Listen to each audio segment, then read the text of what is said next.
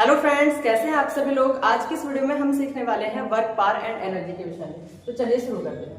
देखिए, सबसे पहले आज हम वर्क के बारे में जानेंगे। तो फिजिक्स में वर्क का मतलब होता है कि यदि कोई एक m मास की बॉडी है और यदि उस पर कोई एक कांस्टेंट फोर्स F अप्लाई किया जाता है और यदि वो बॉडी किसी d डिस्प्लेसमेंट से आगे की तरफ खिसक जाती है।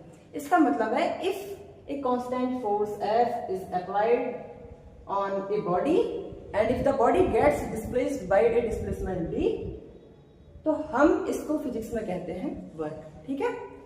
अच्छा, अब यहां पर देखिए मैंने लिखा है कि लेट F कांस्टेंट फोर्स।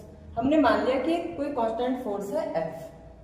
तो यहां पर मैंने इसका फॉर्मूला लिखा है work done by force F, जो कि कांस्टेंट फोर्स है। तो इसको लिखा है F vector dot ds vector. अब F vector dot ds vector क्या होता है? ये तो डॉट प्रोडक्ट होता है, क्रॉस प्रोडक्ट तो क्रॉस वाला होता है। तो यहाँ पर हम बात कर रहे हैं डॉट प्रोडक्ट से हम वर्क को डिफाइन करते हैं। ठीक है, क्योंकि हमने माना है ये कांस्टेंट फोर्स, तो इसलिए यहाँ पर आप देखें यदि कोई छोटा सा वर्क किया गया है dw, तो dw छोटा सा वर्क कब किया जाएगा? जब किसी बॉडी को हम ds डिस्प्लेसमेंट से आगे की तरफ खिसकाते हैं। तो छोटा सा वर्क है dw और F है वही कांस्टेंट फोर्स और ये है ds छोटा सा डिस्प्लेसमेंट। लेकिन ये है क्या? यहाँ पर देखो, ds है displacement of point of application of force. इस बात का मतलब है कि उस पॉइंट का डिस्प्लेसमेंट जिस पॉइंट पर हमने फोर्स को अप्लाई किया है। देखिए, इस पिक्चर के माध्यम से इसको समझिए। जैसे ये आपकी बोतल है, मैंने इस बोतल पे इस पॉइंट पर फोर्स लगाया। ठीक है, तो आप देखेंगे जैसे ये मार्कर है, यदि मैं इस मार्कर पर इस पॉइंट पर फोर्स लगाता हूं तो ये मार्कर ऐसे, तो पहले ये मार्कर यहां पर था, अब इधर की तरफ आ गया है। तो फोर्स लगाने से ये जो इसकी टिप थी ये इधर की तरफ आगे की तरफ डिस्प्लेस हुई है, ना कि इसका ये वाला पॉइंट।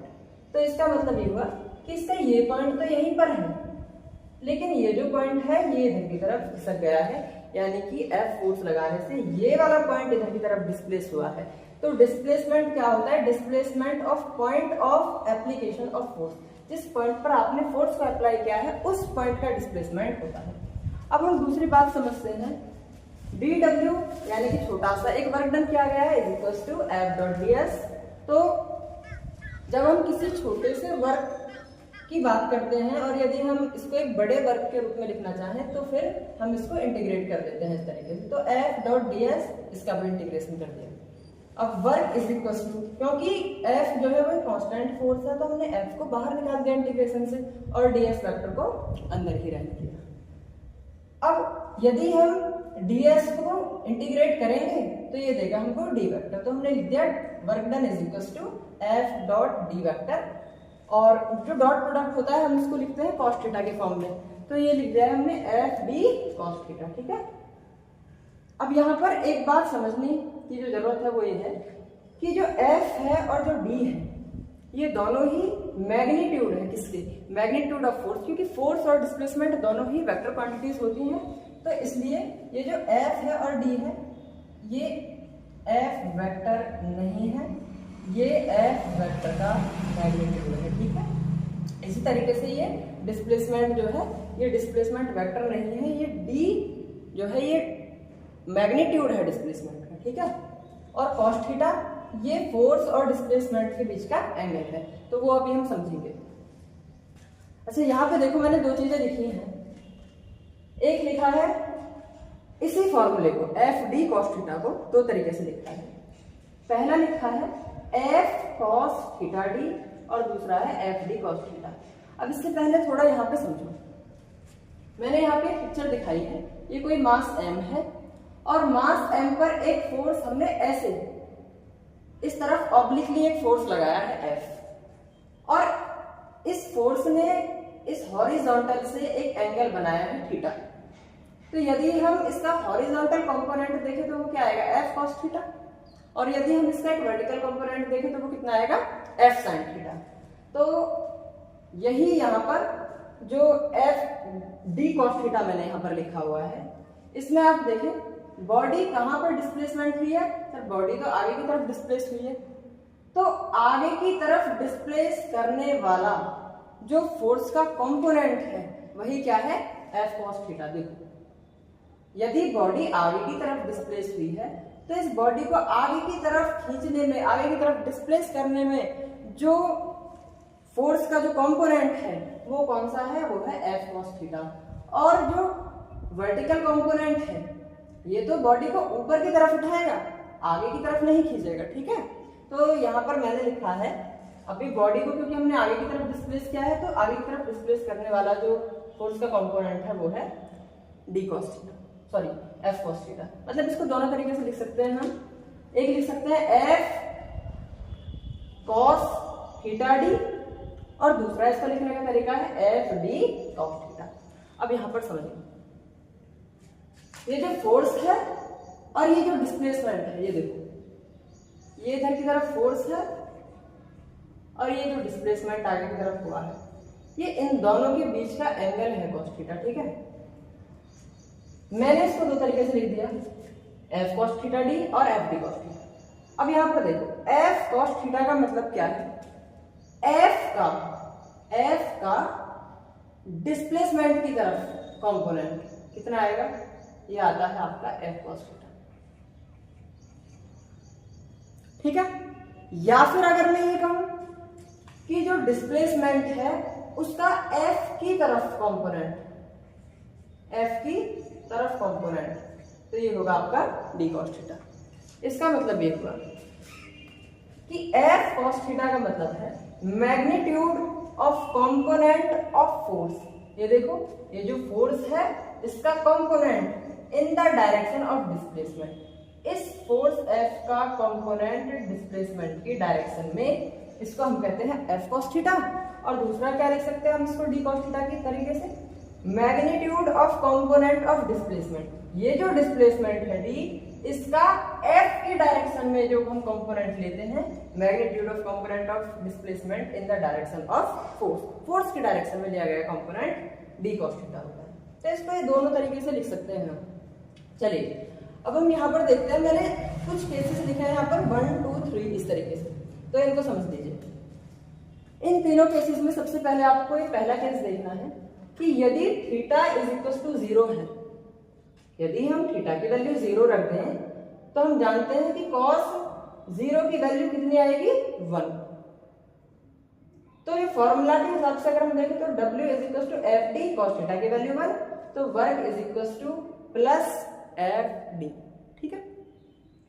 दूसरी बात, यदि थीटा 180 डिग्री है, यहां पर आप देखो पहले वाले केस में कोई मास m है, उस पर एक फोर्स F लग रहा है और मान लीजिए ये किसी डिस्प्लेसमेंट D से आगे की तरफ खिसक गया है, तो फोर्स भी उसी डायरेक्शन में है, डिस्प्लेसमेंट भी उसी डायरेक्शन में। जैसे मेरे हाथ में एक बॉडी है, मैंने इसको इधर की तरफ खींचा तो देखो इसका डिस्प्लेसमेंट इधर ही हो रहा है, तो यहाँ पर फोर्स और डिस्प्लेसमेंट के बीच में एंगल 0 है, तो इसलिए वर्गडन आ गया एफ डी। दूसरा केस है if theta is equal to 180 degree, तो cos 180 डिग्री की वैल्यू कितनी होती है, -1। तो हम जब इसमें पुट करेंगे तो ये आएगा work done is equal to minus F D, ठीक है। अच्छा अब ये देखो यहाँ पर कोई मास m है, फोर्स F इस पर इधर लग रहा है और डिस्प्लेसमेंट इधर है, तो यदि हम इनके बीच का एंगल देखें इस तरीके से तो ये 180 डिग्री निकल के आता है। लेकिन अब आपके दिमाग में एक सवाल आ रहा होगा कि हम किसी बॉडी पर यदि फोर्स इधर की तरफ लगा रहे हैं तो डिस्प्लेसमेंट पीछे की तरफ कैसे हो सकता है। देखो इसको मैं अभी एक एग्जांपल के माध्यम से समझाऊंगा आपको। आप ऐसे समझें, यदि आपने फ्रिक्शन फोर्स को पढ़ा है तो आप जानते होंगे कि यदि हम बॉडी को इधर की तरफ खिसका रहे हैं तो जो फ्रिक्शन फोर्स होता है वो हमेशा रिलेटिव मोशन को अपोज करता है। यानी कि यदि आपकी बॉडी इधर की तरफ चल रही है तो फ्रिक्शन फोर्स हमेशा इसके ऑपोजिट लगेगा। मैं यहाँ पे दिखा देता हूँ एक बार।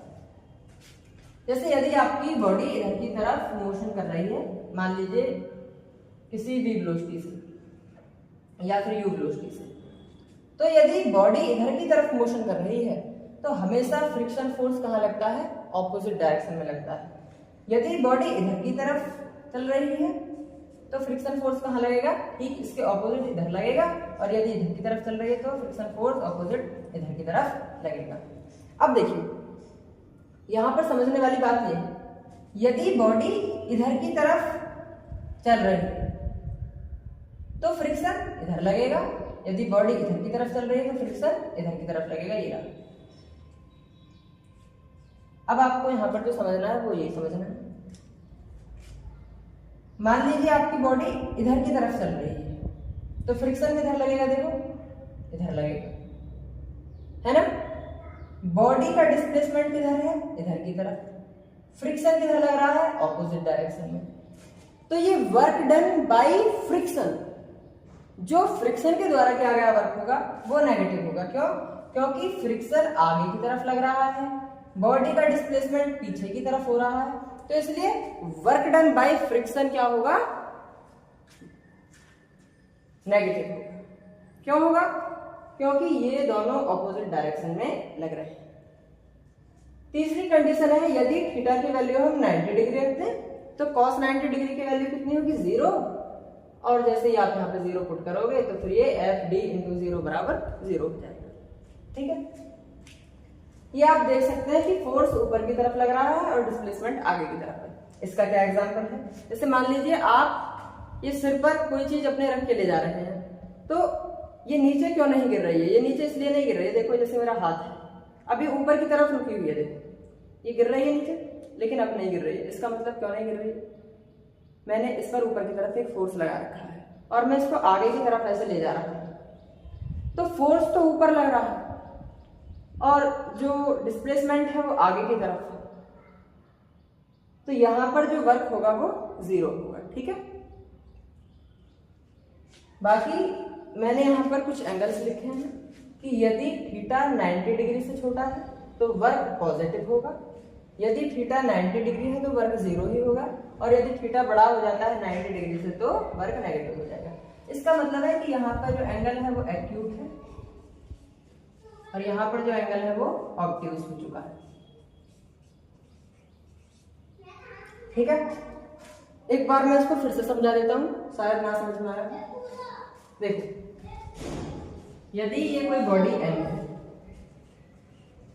ठीक है, मान लीजिए ये इधर की तरफ चल रही है यू वेलोसिटी से, क्योंकि ये इधर की तरफ चल रही है और ये किसी ऐसे एक्सिस पर चल रही है जहां पर इसका कोएफिशिएंट म्यू है, इसका मतलब फ्रिक्शन कोएफिशिएंट है, तो फ्रिक्शन तो लगेगा।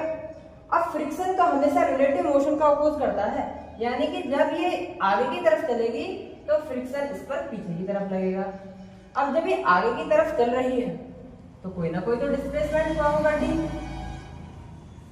तो आप देखो कि जो डिस्प्लेसमेंट है वो आगे की तरफ हुआ है, फ्रिक्शन पीछे की तरफ लगा है, तो ये डिस्प्लेसमेंट ये फ्रिक्शन इनके बीच में तो 180 डिग्री का एंगल हो गया है, तो यहाँ पर जो वर्क निकल के आएगा वो नेगेटिव आएगा। ठीक है, कितना आएगा, वो तो फ्रिक्शन क्या होता है, म्यू एन। देखिए फ्रिक्शन कितना होता है, म्यू एन। आप जानते हैं कि इस पर जो नॉर्मल लगता है वो mg के बराबर होगा, तो फ्रिक्शन कितना हो जाएगा, म्यू mg। ठीक है, अब यदि आपको यहाँ पर फ्रिक्शन के द्वारा वर्क डन लिखना है तो आप कैसे लिखेंगे, देखो मैं लिख के दिखा देता हूँ। Work done is equal to friction force into displacement into cos theta. अब कॉस थीटा में थीटा की जगह 180 डिग्री डालोगे तो माइनस आएगा, तो इसलिए वर्क डन आ जाएगा माइनस एफ डी, और इसका मतलब माइनस म्यू एम जी और D, minus mu M G D इसका वर्क डन आएगा। ठीक है, तो बस यहीं पर हम समाप्त करेंगे, बाकी अगली वीडियो में हम पढ़ेंगे वर्क के बारे में। ठीक है, आज हमने सिर्फ कांस्टेंट फोर्स पर वीडियो बनाई है, आगे हम वेरिएबल फोर्सेस पे वीडियो बनाएंगे। एक चीज और, ये जो बॉडी, जैसे मान लीजिए ये बॉडी चल रही है, हो सकता है ये किसी फोर्स के इन्फ्लुएंस में चल रही है, और ऐसा भी हो सकता है कि ये बॉडी किसी यूनिफॉर्म वेलोसिटी से चल रही हो। देखो यदि कोई बॉडी यूनिफॉर्म वेलोसिटी से चलती है तो उसका मतलब तो ये होता है कि उस पर एक्सेलरेशन 0 है, तो फोर्स नहीं हो सकता। और यदि मान लीजिए किसी फोर्स के इन्फ्लुएंस में चल रही है तो शायद एक्सेलरेशन भी होगा। अब यहाँ पर जो बात समझने की है वो ये है कि ये जो वर्क डन हम निकालते हैं ना, ये अलग अलग फोर्सेस का होता है। ऐसा नहीं है कि जो फोर्स हमने लगाया है जिस फोर्स के कारण इस बॉडी में डिस्प्लेसमेंट आया है सिर्फ उसका वर्क डन निकालेंगे, ऐसा नहीं। हम उस फोर्स के द्वारा भी वर्क डन निकाल सकते हैं जिसके द्वारा इस बॉडी में डिस्प्लेसमेंट नहीं भी आया है। जैसे मान के चलिए इस बॉडी पर कोई F फोर्स इधर की तरफ लग रहा है और इस F फोर्स की वजह से ये बॉडी डी डिस्प्लेस हो गई। तो ये बात बिल्कुल ठीक है कि इस फोर्स के द्वारा किया गया वर्क डन हमेशा पॉजिटिव होगा, इसमें कोई दिक्कत वाली बात नहीं, यदि फोर्स भी डिस्प्लेसमेंट के डायरेक्शन में लग रहा है तो। लेकिन ऐसा जरूरी नहीं है कि जो फोर्स हमने लगाया है, जिस फोर्स की वजह से ये बॉडी आगे की तरफ डिस्प्लेस हुई है, सिर्फ उसी फोर्स की वजह से हम वर्क डन निकाल सकते हैं, ऐसा नहीं है। जो फ्रिक्शन लग रहा है इसकी वजह से थोड़ी ना ही बॉडी डिस्प्लेस हुई है, ये तो इस वाले फोर्स की वजह से हुई है। लेकिन हम वर्क डन इस फ्रिक्शन फोर्स की वजह से भी निकाल सकते हैं। तो ये जो नेगेटिव वाली कंडीशन आती है ना, वो जो आप सोच रहे थे कि यार फोर्स इधर लगा रहे हैं, बॉडी डिस्प्लेस इधर कैसे हो रही है, ये एक्चुअल में फ्रिक्शन फोर्स है। और इधर ये किसी और फोर्स की वजह से चल रहे हो या फिर किसी यूनिफॉर्म वेलोसिटी से चल रहे हो। यदि यूनिफॉर्म वेलोसिटी से चल रहे हो तो फिर कोई फोर्स नहीं होगा, ठीक है। तो आज की वीडियो हम बस यहीं पर खत्म करेंगे, बाकी हम अगली वीडियो में सीखेंगे वेरिएबल फोर्सेस के बारे में। तो वेरिएबल फोर्सेस की वजह से जो वर्क डन होता है उसके विषय में हम सीखेंगे, ठीक है।